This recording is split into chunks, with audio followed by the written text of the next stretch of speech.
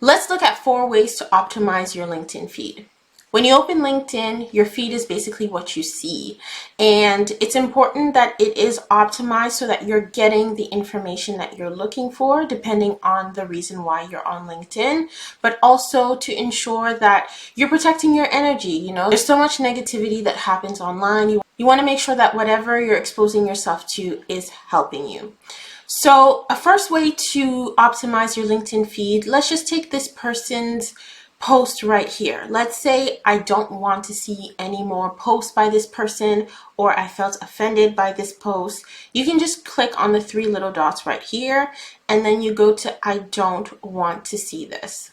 From there, you'll be able to say why, in terms of giving a little bit more information on how LinkedIn can help you improve your feed. You're not interested in the author, you've seen it too many times, it's an old post, it's something else, and basically from there you will be able to choose your option and then you click submit. And this is how you are then able to start optimizing your feed. The second way you can optimize your profile is based on who you follow and who you connect with.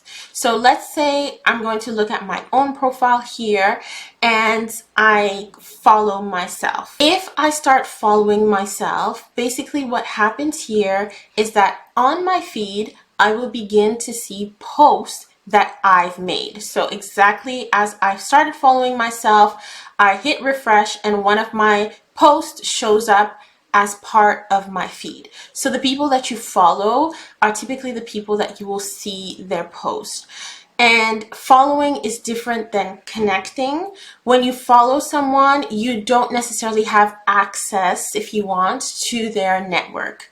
Whereas, let's say I'm going to my profile now and I actually want to connect with this person. So I'm clicking here and I actually connect with that person. That person needs to approve the connection request. And from there, what will happen is that we become first-degree connections.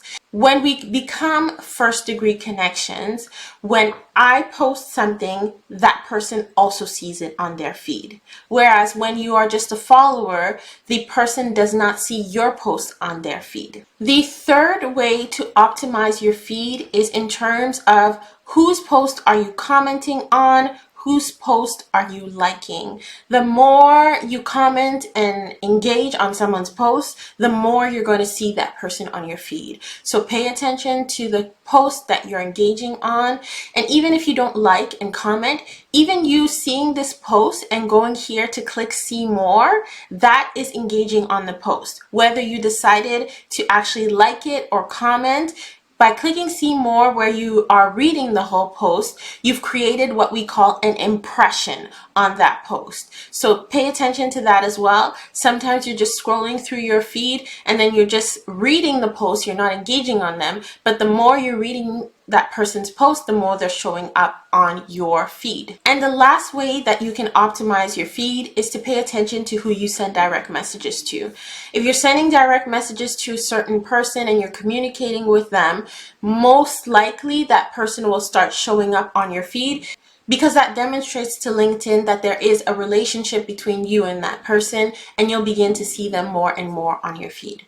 If you're going to networking events and you want to connect with the people you meet there by sharing your LinkedIn QR code, then watch this video right here where I teach you how to find your LinkedIn QR code. I'll see you in that one.